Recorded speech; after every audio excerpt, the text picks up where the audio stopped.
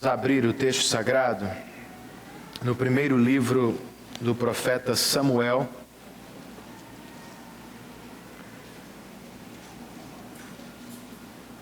capítulo de número 18, na verdade capítulos 18 e 19.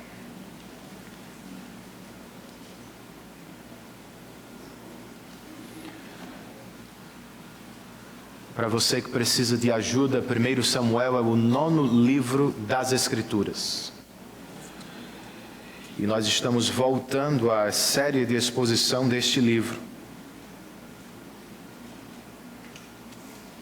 E ficaremos por aqui até o final de abril.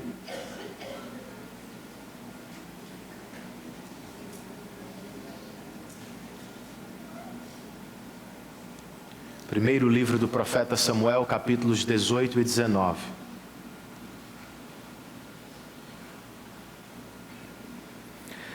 Enquanto conversava com certo amigo, o então presidente norte-americano John Kennedy ouviu o seguinte conselho: planeje a vida como quiser, senhor presidente.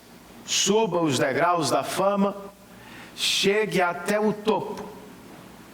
Mas de vez em quando faça uma pausa para se certificar de que ainda está acompanhado pela felicidade. Pare e pergunte-se: há música no meu coração? Se for difícil encontrá-la, não dê mais nenhum passo até que ela volte. Me parece um bom conselho, irmãos. O problema é que a fama, por vezes, é barulhenta.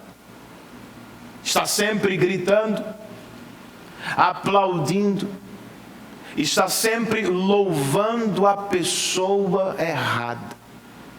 Quase nunca nos permite ouvir a voz do coração. E tem mais. A fama não é somente barulhenta. Ela também é perigosa. Tem o poder de despertar o melhor e o pior nas pessoas que nos cercam. Foi o que Davi viveu em Jerusalém, ou melhor, em Israel. Da noite para o dia, o filho mais novo de Jessé foi de pastor de ovelhas a campeão de batalhas. Subitamente, seu nome virou notícia. Ele foi elevado à condição de celebridade. Tornou-se música na boca do povo. E por isso sofreu. É o que acontece geralmente com quem alcança a fama rapidamente. Alguém queria matá-lo. Quem? E quem o protegeu, irmãos?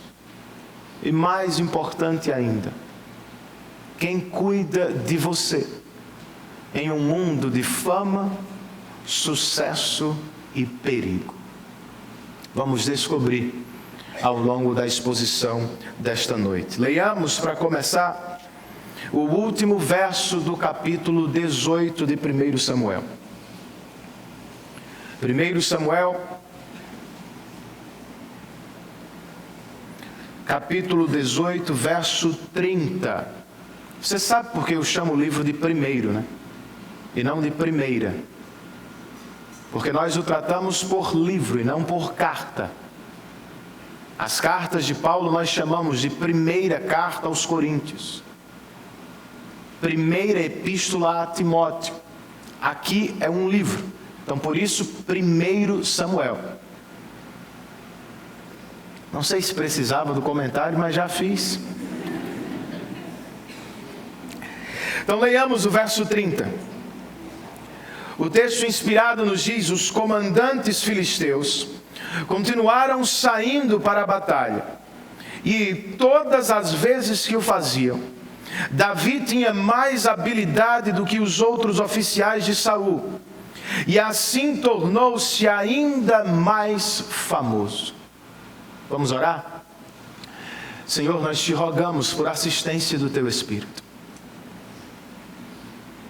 Naturalmente, ó Deus, o nosso coração não quer ouvir a Tua voz. Por vezes ele é duro, rebelde. Mas nós te pedimos, vença-o mais uma vez. Glorifique o nome de Jesus Cristo entre nós, ó Espírito. E assiste-nos enquanto ouvimos a Tua palavra.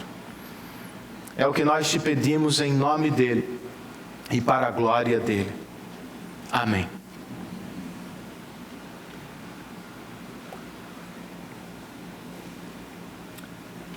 Se não lembra mais, as divisões principais deste livro são: entre os capítulos 1 e 7, você tem Samuel, um profeta da graça de Deus. Entre o capítulo 8 e o 14, você tem Saul, um rei no lugar de Deus. E do 15 até o fim do livro, o que encontramos é Davi, um homem segundo o coração de Deus. Depois de estudar as duas primeiras sessões e de começar a terceira, nós estamos prontos para retomar a exposição de onde paramos ano passado. Davi foi ungido rei na casa de seu pai e na sequência derrotou Golias, o filisteu que desafiava, afrontava os exércitos do Deus vivo de Israel. A queda do gigante, irmãos, fez mais do que abalar o chão. Ela mudou para sempre a vida de Davi. De repente todos o notam. Muitos o louvam. E alguns o odeiam por isso. É o que a fama faz. Ela faz barulho, mas geralmente é perigosa. E Deus sabe disso. E o melhor, Deus cuida de seus filhos em meio aos perigos deste mundo. Como Ele o faz? Vamos aprender sobre o cuidado de Deus com estes 2 capítulos de 1 Samuel. Comecemos com a inveja do rei, verso 1 do capítulo 18.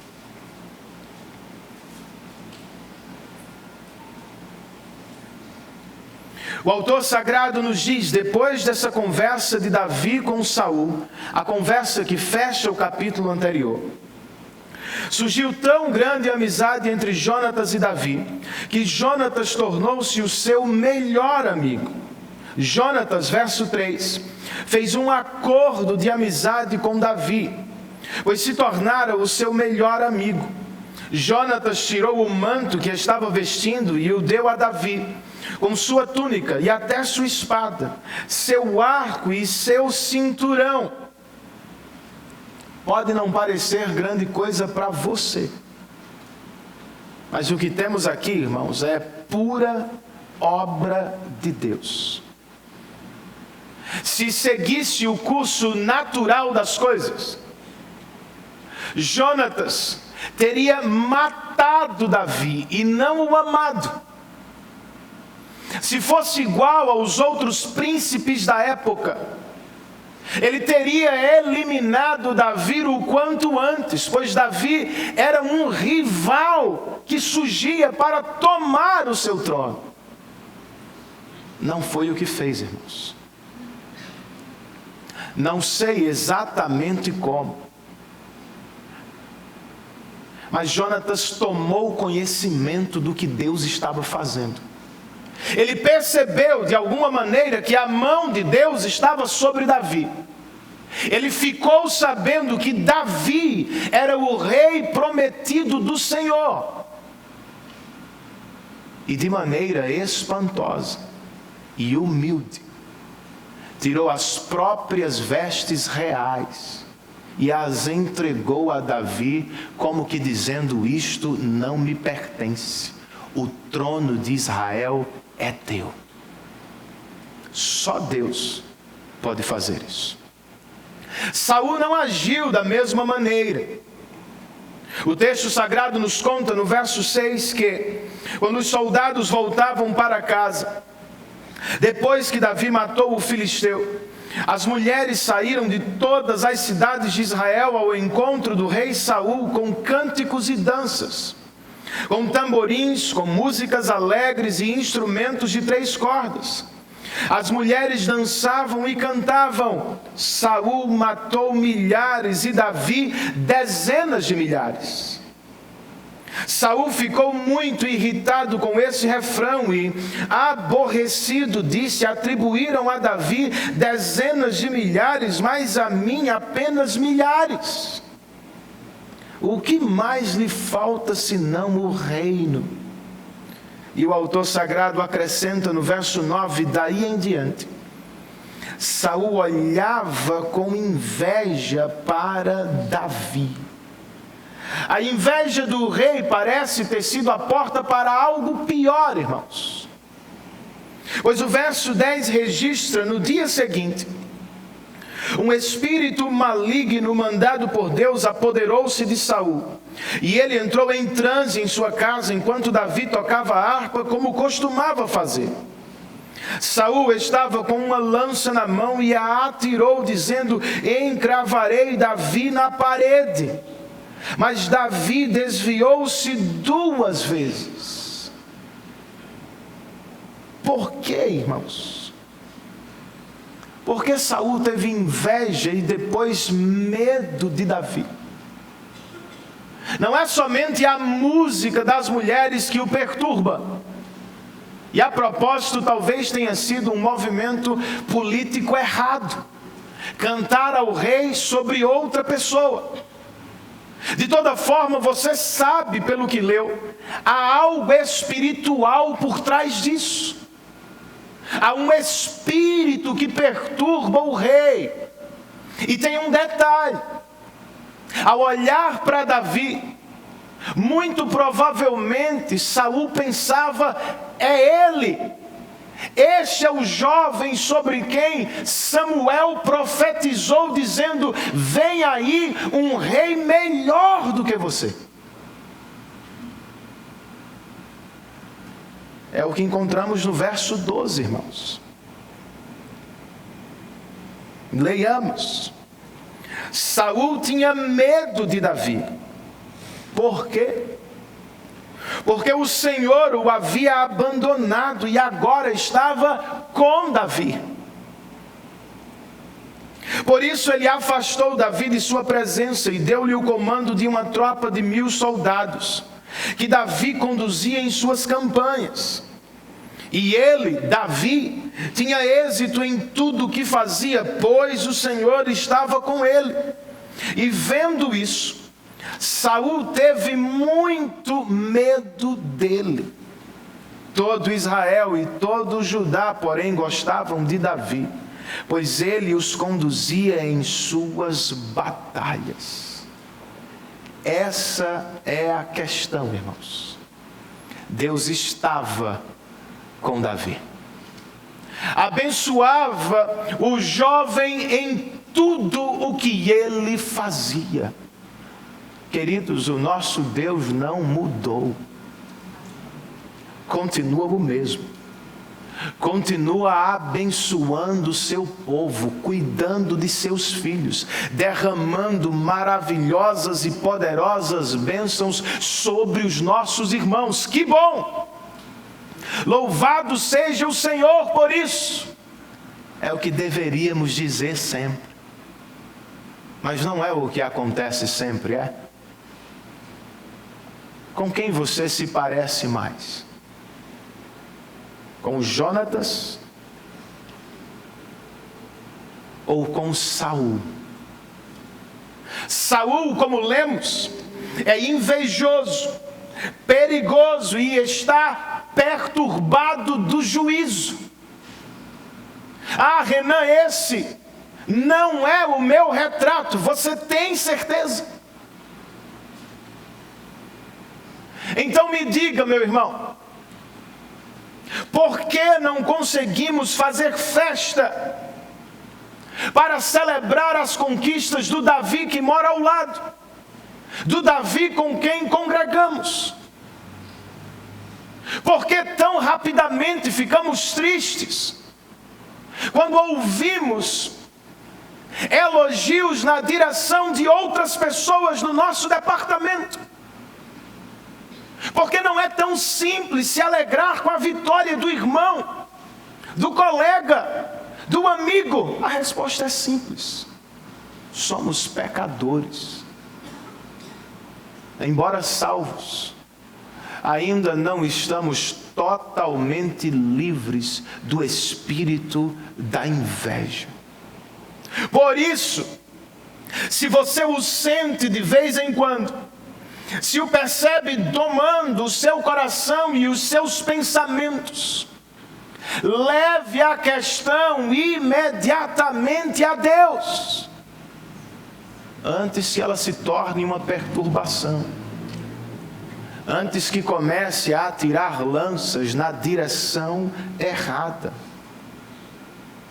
Quantas pessoas não vivem o mesmo quadro de Saul, perturbadas, andando de um lado para o outro, enquanto alimentam o ciúme doentio, o rancor destruidor, a competição desleal. Quando não aguentam mais, elas explodem, atiram, desferem golpes, lançam a munição que está guardada no coração e acabam ferindo cônjuges, filhos e amigos. Não dê ouvidos ao Saul que habita em você. Não siga o seu conselho, não ande em seus passos. Leve-o a Deus nesta noite e mate-o para a glória de Deus e para o seu bem. Ore ao Senhor: livra-me deste espírito invejoso. Faz de mim, Senhor, me permita ser menos parecido com Saul e mais parecido com Jonatas. Jonatas tinha tudo, irmãos, para odiar Davi, para se tornar invejoso, perigoso, pois Davi outra vez era uma ameaça ao seu trono. Mas diferentemente de seu pai, este príncipe não está possuído por reinos e poderes humanos. O que mais lhe interessa são o reino e o nome de Deus. Pouco lhe importa quem é melhor, maior. Para Jonatas a questão é: os dois são servos de um grande e poderoso Deus. Tá bom. É isso, meu irmão. Você não precisa ser o melhor sempre. Eu não preciso ser o maior no que faço. Nós somos todos servos de um grande e bom Deus. Em vez de dar lugar à inveja e à competição, cultive no coração alegria pela vitória dos outros.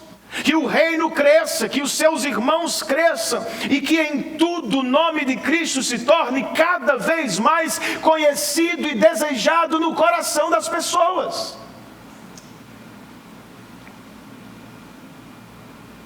Seja você parecido com Jonatas. Como deve ter sido bom para Davi, irmãos, ao início de uma caminhada tão difícil, perceber que ele tinha um verdadeiro amigo. Golias não foi o único, irmãos. Davi vai passar os próximos anos enfrentando feras, mas como deve ter sido bom perceber que ele não estava sozinho. Você tem um amigo assim? Você é amigo assim para alguém nesta igreja? Amizade, irmãos, algo que foi tão valorizado no passado, está em falta nos nossos dias.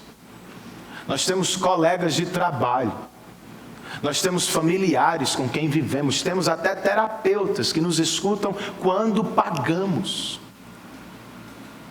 Mas amigos de verdade, talvez nós não tenhamos muitos. E perceba algo, veja o que é a amizade à luz da palavra de Deus minimamente. Não é apenas uma questão de sentimento, eu gosto dele, eu gosto dela. Davi gostou de Jonatas e Jonatas gostava de Davi. Havia, obviamente, uma ligação emocional, mas eles fizeram algo. Eles assumiram uma aliança, irmãos. A NVI chama de acordo de amizade, mas é uma aliança de amizade. Dizem os estudiosos que eles passaram entre animais que estavam partidos ao meio. E com isso estavam dizendo que o Senhor nos mate, caso sejamos desleais um para com o outro. Era um compromisso de ajudar um ao outro, de aconselhar um ao outro, de falar a verdade um ao outro. Você tem alguém assim? C.S. Lewis, em um livro que eu coloquei no nosso boletim, diz que quem tem amigos assim, pode se dizer amado por Deus. Procuremos amizades que glorificam a Deus, irmãos, que promovem o nosso maior bem espiritual. Foi o que Davi recebeu. O rei de Israel, porém, deu lugar à inveja. E ele fez mais. Na sequência do capítulo 18, Saul bolou um plano contra Davi. Qual foi o plano, irmãos?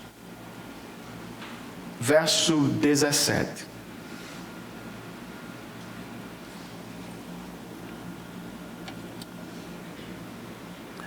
Saul disse a Davi: aqui está a minha filha mais velha, Merabe. Eu a darei em casamento a você, apenas sirva-me com bravura e lute as batalhas do Senhor. O que estava por trás disso? O autor sagrado nos diz aqui, no mesmo verso. Pois Saul pensou: não o matarei, deixo isso para os filisteus. Esse era o plano. Se não posso fazer com as minhas próprias mãos, que os filisteus o façam. Percebam o avanço do pecado no coração deste homem.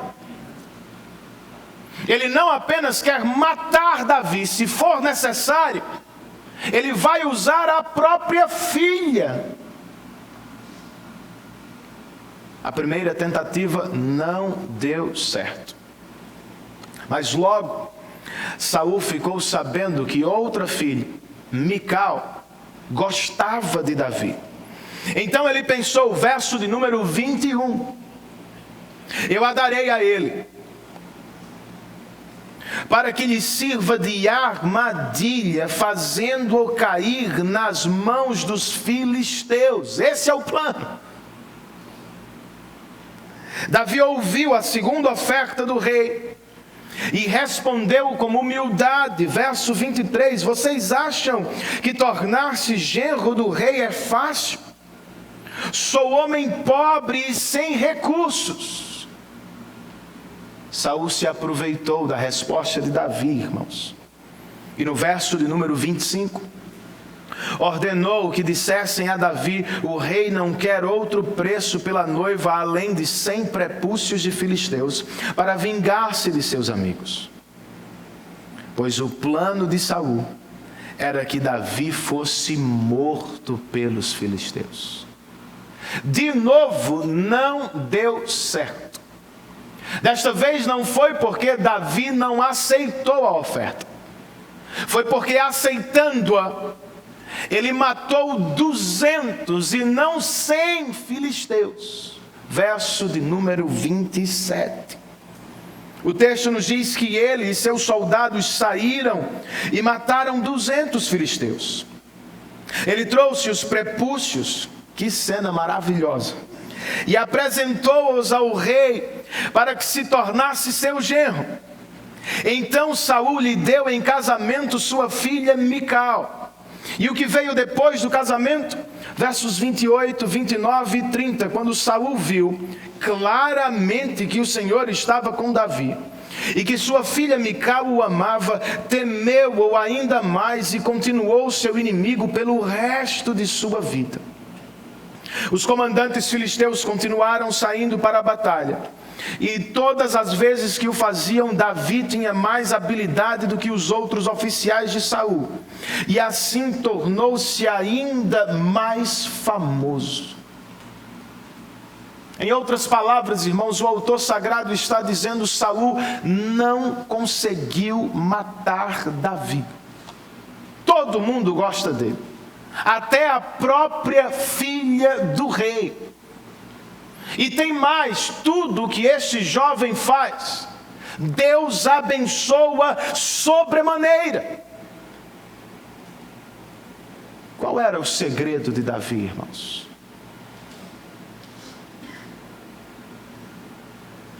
Saul suspeitou antes, Deus está com ele. Aqui ele viu claramente, o Senhor está com Davi. Mais cedo, o próprio autor sagrado nos disse a mesma coisa. Em tudo o que fazia, Davi tinha bom êxito, pois o Senhor estava com ele. O segredo de Davi é Deus. E a pergunta é: podemos desfrutar do mesmo? É legítimo buscar, desejar a prosperidade que vemos neste texto? É, irmãos. O Salmo 1, por exemplo, diz: de todo bom crente, tudo o que ele faz, prospera. E o próprio Senhor Jesus nos prometeu: se alguém permanecer em mim e eu nele, esse dará muito fruto. Isso é prosperidade, de alguma forma. Mas será que estamos falando meramente de riqueza material? Será que todos aqui vão ficar ricos, como a teologia da prosperidade promete, ensina, prega? Nossa resposta não precisa ser simplista, do tipo absolutamente não. Com tranquilidade você pode dizer: depende dele. Se nos planos do Senhor me fazer prosperar materialmente vai levar ao crescimento do reino, que assim seja. É possível que Deus o faça, mas com ainda maior tranquilidade no coração, você também deve dizer: não é tão importante. Nós temos algo mais precioso do que o dinheiro. Por causa de Cristo nós temos comunhão com o próprio Deus. Ser próspero, Renan, significa então que vamos vencer todas as batalhas da vida, jamais vamos perder para os filisteus. De novo, irmãos, duas respostas. Você vai vencer todas as batalhas que assim o Senhor desejar. Não há problema com isso, desde que seja para a glória dele e para o seu bem. Mas você também vai perder. Eu também vou perder. Mas se estamos em Cristo, mesmo quando perdemos para a doença, para as crises e para as competições desleais deste mundo, nós ainda estamos vencendo, irmãos. Pois diz Paulo aos Romanos: todas as coisas cooperam para o bem daqueles que amam a Deus. Prosperidade, portanto, não diz respeito apenas ao muito ou pouco que tenho. Pode ser uma coisa ou outra. Prosperidade, irmãos, nos termos da palavra, é ter Deus em todo o tempo da sua vida, na riqueza e na pobreza, na saúde e na doença, nas vitórias e nas derrotas. Deus está com o seu povo. Isso é prosperidade, irmãos. É o que você tem. Agora, e se o Senhor, em seus planos, resolver abençoá-lo materialmente? Ele pode fazer. E se Ele decidir abençoar sua carreira profissional,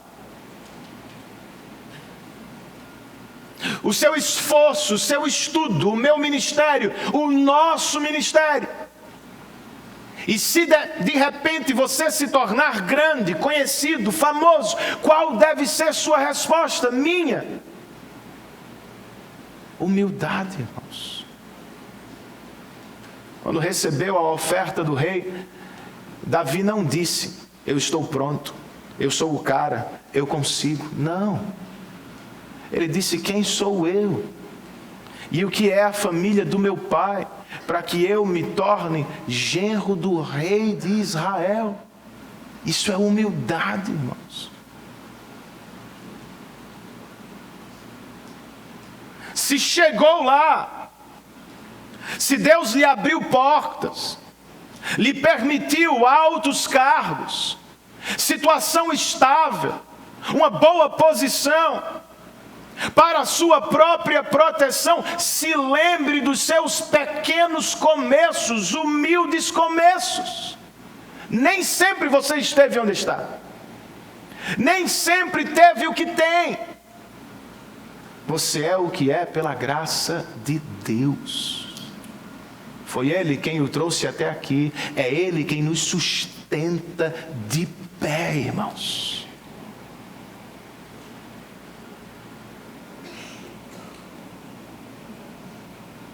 E para terminar esta divisão, só para não perder o que vemos aqui, se está pensando em casamento, aprenda com este texto. Se é o pai da moça e tem um pretendente que se aproxima de sua casa, meu irmão, determine as regras, estipule o preço, aponte o caminho. Saul está errado na motivação, ele quer matar Davi. Você não precisa fazer isso. Mas ele não está errado no que pede, irmãos. Ele é o pai da moça. Se você é o pai da moça, você não pode deixá-la sozinha neste processo. Deixe que ela escolha. Não. Você não pode entregá-la a qualquer rapaz sem conhecê-lo bem. É você quem conversa. É você quem entrevista. E é você quem aprova ou desaprova. O Senhor confiou essa menina aos seus cuidados. Mas se você é o pretendente, imite este jovem piedoso chamado Davi. Faça mais do que lhe foi pedido. O rei pediu 100 filisteus. Davi lhe trouxe 200. Você é o maior interessado, meu irmão. Então faça mais. Seja proativo. Apresente-se para o serviço. Faça o que estiver ao seu alcance para gerar confiança no coração do seu provável sogro. Provável. Pois a qualquer momento ele pode, ele tem o direito e ele até deve dizer: filha, não é este rapaz. Ele não atende, não preenche as qualificações necessárias. Você não será a esposa dele. Não, pastor, é ela quem escolhe. Se ela for sábia, meu jovem, ela vai confiar na liderança de seu pai entendendo que ele é uma dádiva de Deus para conduzi-la até certo ponto da história.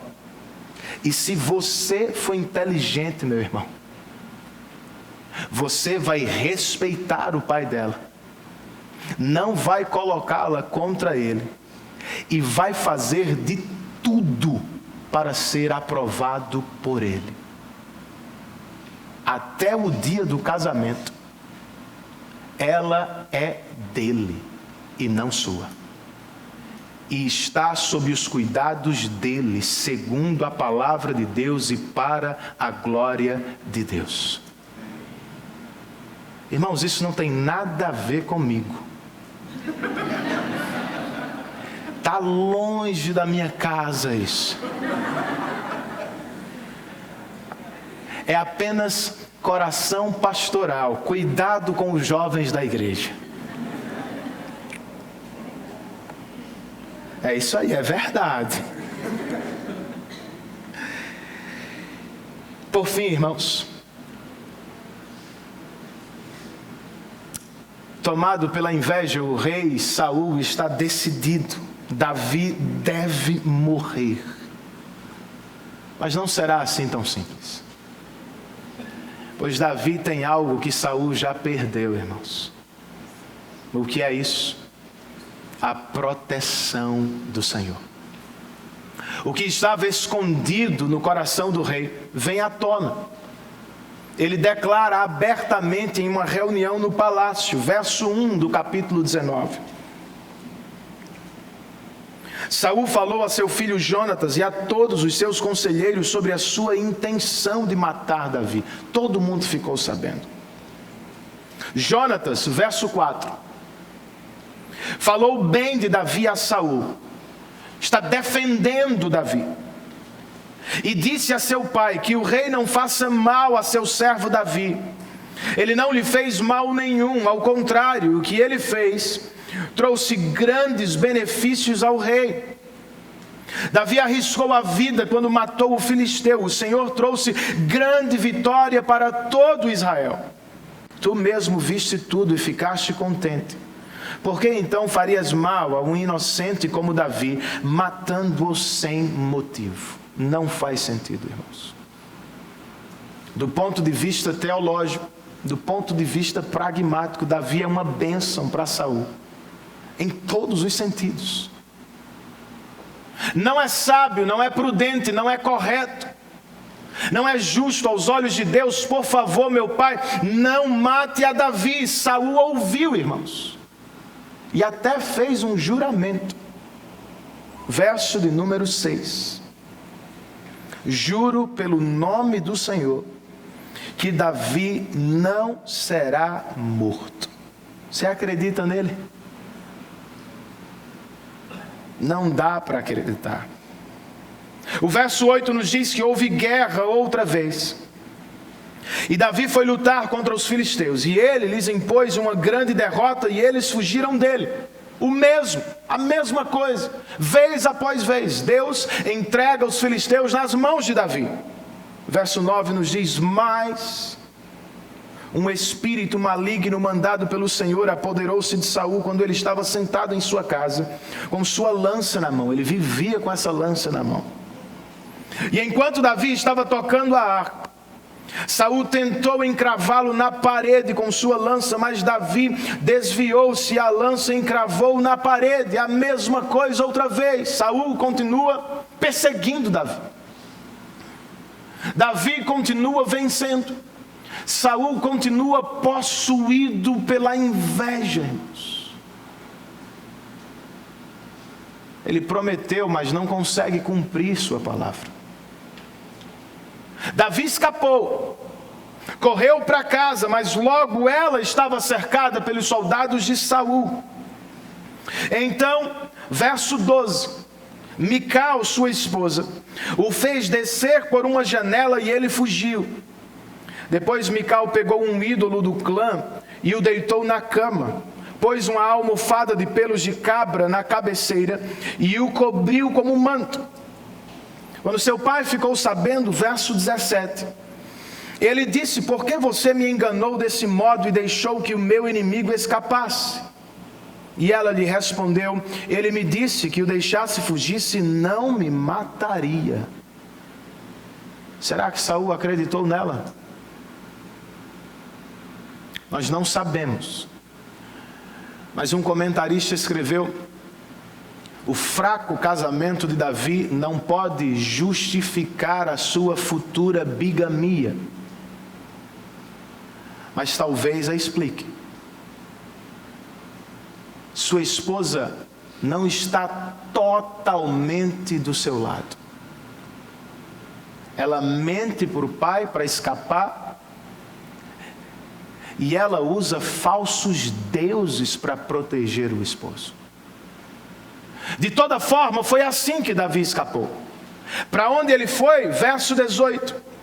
Depois que fugiu, Davi foi falar com Samuel em Ramá e lhe contou tudo o que Saul lhe havia feito. Mas logo, irmãos, os soldados de Saul chegaram lá, verso 20. Saul enviou alguns homens para capturá-lo. Todavia, quando viram um grupo de profetas profetizando, dirigidos por Samuel, o Espírito de Deus apoderou-se dos mensageiros de Saul, e eles também entraram em transe. A mesma cena vai se repetir 2 vezes. E Saul decide: vou resolver a questão com as próprias mãos. Verso 23. Então Saul foi para lá. Entretanto, o Espírito de Deus apoderou-se dele, e ele foi andando pelo caminho em transe até chegar a Naiote, despindo-se de suas roupas. Também profetizou na presença de Samuel, e despido ficou deitado todo aquele dia e toda aquela noite. Por isso o povo diz: está Saul também entre os profetas. Não é um elogio, queridos, é uma piada. Como um rei tão pecador poderia estar entre os profetas? Ainda assim, nós precisamos perguntar: o que foi que aconteceu aqui? Sobre o que Saul e seus mensageiros profetizaram? O texto não nos diz, irmãos. Não sabemos. Nem é o que mais importa. O mais importante aqui é a proteção de Deus. Saul, momentaneamente, na verdade, nunca poderá matar Davi, pois Davi conta com o amor de Jonatas, a ajuda de Mical, e principalmente Davi conta com a proteção de Deus. Não dá.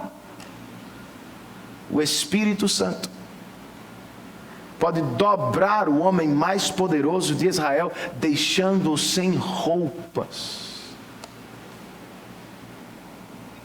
Não há o que fazer diante dele. Na verdade há, irmãos. O texto espera de cada um de nós uma resposta. Qual será a sua? Para sugerir algumas possibilidades, me permita usar os personagens principais deste capítulo. Por exemplo, se está entre 2 pessoas em conflito, seja como Jonatas, aconselhe-as sabiamente. Se são crentes, chame-os para uma conversa teológica. Não foi o que Jonatas fez com seu pai? Não mate a Davi, pois através dele Deus fez coisas poderosas em Israel. Chame as pessoas para ouvir a palavra, porque estão em confusão quando deveriam estar em gratidão.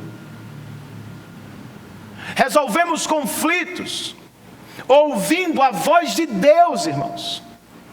Solucionamos conflitos entre cristãos chamando-os para a voz de Deus. O mais importante não é o que você fez.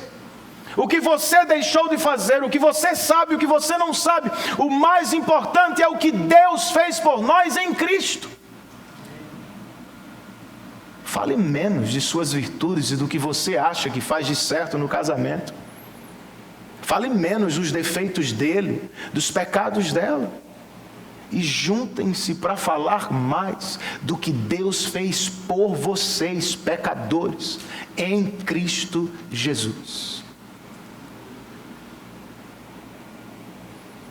Se está para casar, outra vez a questão do casamento está na minha cabeça.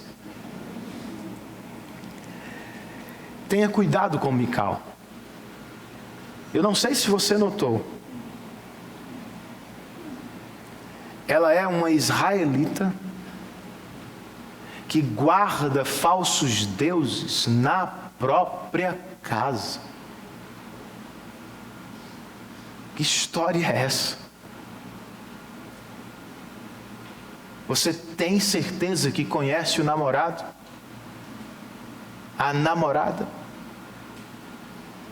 Tem certeza que o coração dele ou dela é totalmente voltado para Deus?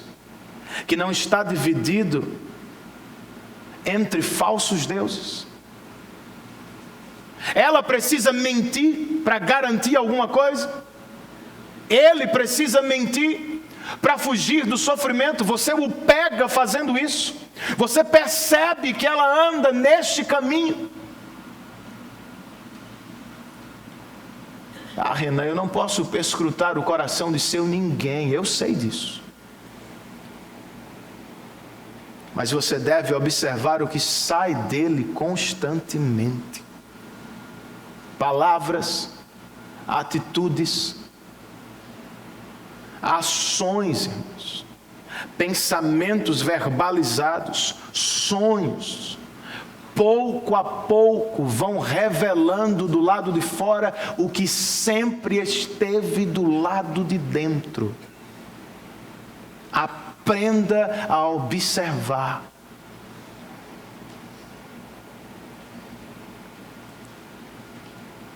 E aqui vai, eu acho que um bom conselho para os jovens da nossa igreja.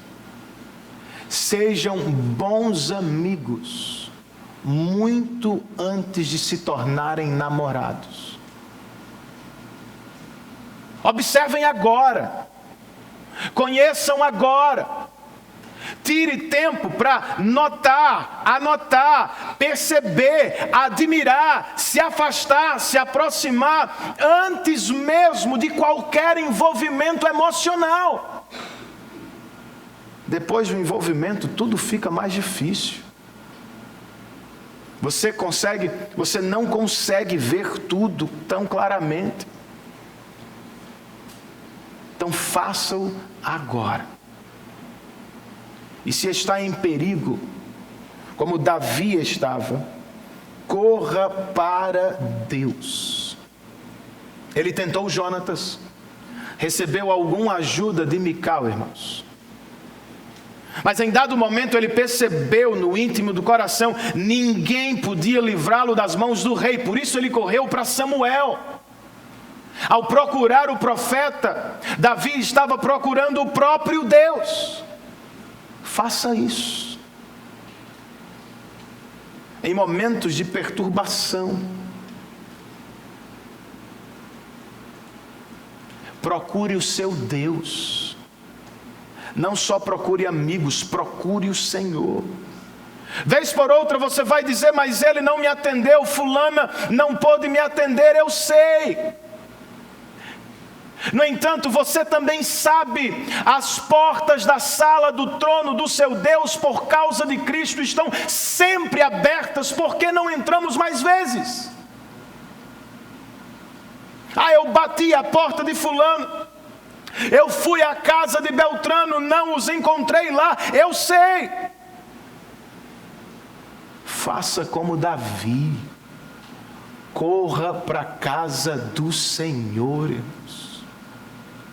Não sei se você percebeu, mas Davi foi protegido em uma espécie de culto. Havia profetas, que sob a direção de Samuel profetizavam a palavra uns aos outros, era pregação, irmãos. A maior proteção do povo de Deus chama-se a adoração do Senhor. Ouvindo a palavra de Deus ministrada no poder do Espírito, os nossos inimigos batem em retirada. Nossos temores caem por terra. Satanás foge do Deus a quem servimos. Enquanto você canta, eu adoro as maravilhosas verdades da palavra de Deus. Nossas mentes são tomadas por realidades maiores. Nossos corações são tomados pela esperança do Evangelho. De repente os problemas diminuem. As situações só são situações. E o Deus a quem servimos se torna cada vez maior. Este é o Deus a quem adoramos. Não corra para longe dele. Corra para perto dele. Não espere sentir vontade para cultuar. Venha adorar a Deus, sabendo que Ele vai encontrá-lo por meio de sua palavra. E para terminar, irmãos, se você é Saul, ou seja, se sabe que está em pecado contra Deus, se arrependa nesta noite. O que Deus fez aqui, claramente é um sinal de sua graça para Davi. Por meio de seu Espírito, Deus estava dizendo: Davi, você só está começando o ministério, mas tenha certeza, você nunca estará sozinho. Louvado seja o Senhor por isso, irmãos. Mas o que Deus fez aqui com Saul, também parece um sinal de sua graça para o rei. Era como se o Senhor estivesse dizendo: Saul, se arrependa, dobre-se, receba o rei que eu tenho para o meu povo. Mas ele não consegue, irmãos. Embora tenha prometido: não vou matar Davi, ele não consegue. Seu coração está escravizado ao pecado. Sua mente está sob a influência de um espírito maligno. Será que é como você também tem vivido? Você até quer ser melhor, mas não consegue. Você gostaria de ser mais justo no trabalho, de ser fiel à sua família, de ser um crente mais piedoso, mas constantemente você se percebe perdendo para o pecado. É como chegou a este culto. Então aproveite a rica oportunidade que tem. Renan, as coisas estão dando errado para mim. Se você está em pecado e as coisas não vão bem, sinta-se agraciado. Se estivessem dando ou indo tão bem, seria um sinal terrível da parte de Deus, pois Paulo diz aos Romanos que o Senhor abandona alguns pecadores à sua própria sorte, permitindo-os sucesso em seus caminhos. Mas há aqueles com quem Ele tem negócios de salvação, o Senhor fecha portas, o Senhor disciplina, o Senhor chama a atenção. Se é o que você está vivendo, os negócios não vão bem, sua mente não está bem, sua família não vai bem, você sabe que está em pecado, aproveite a oportunidade. Veja o sinal da graça de Deus. Para Saul, libertar-se da prisão do pecado era render-se ao rei apontado por Deus, Davi. Para você, é sair do trono do coração e entregá-lo por inteiro àquele que é o verdadeiro Rei do universo, Jesus. É abandonar a ideia de controlar a própria vida, de dirigi-la no seu caminho, e é confiar naquele que se entregou na cruz do Calvário para arrebatá-lo da condenação eterna do pecado. Foi o que o Rei Jesus fez, não foi? Como sacrifício puro, irmãos, perfeito, de uma vez por todas, Ele derrotou o pecado, a morte e o diabo. Você precisa dele. Mas para isso deve se render ao senhorio e à salvação dele. Se o fizer, ele vai libertá-lo da condenação eterna do inferno. Se o fizer, se você confiar em Cristo para a sua salvação nesta noite, Ele vai libertá-lo do inferno que é a sua vida, talvez.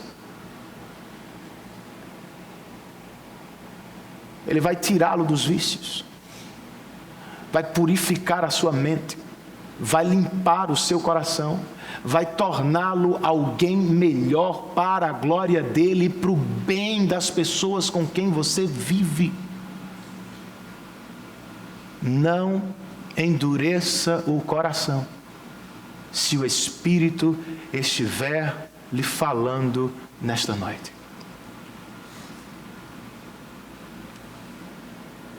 Planeje a vida como quiser, senhor presidente.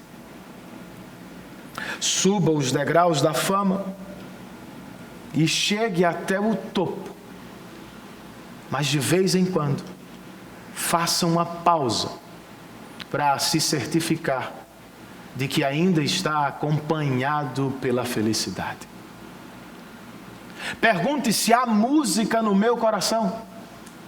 Se for difícil encontrá-la, não siga adiante. Não dê mais nenhum passo até que ela volte. Você gostou desse conselho? Então responda. Se não consegue ouvir a música do Evangelho, se não se pega constantemente cantando a graça do Evangelho, se sua mente não se volta para o Evangelho, se o seu coração parece distante dele, pare tudo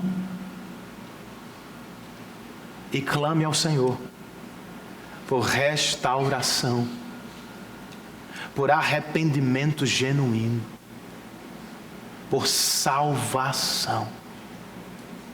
Pois não há alegria verdadeira, irmãos, sem comunhão com Deus. Deus nos fez para Ele. Por isso, disse Agostinho há muito tempo, só nele encontramos verdadeira paz. Curve a sua cabeça, feche os seus olhos e faça uma breve oração, respondendo à mensagem que ouviu e ao mesmo tempo preparando-se para a mesa do Senhor. E enquanto isso eu convido aqueles que vão nos auxiliar no serviço da ceia, estejam aqui comigo rapidamente, diáconos e presbíteros.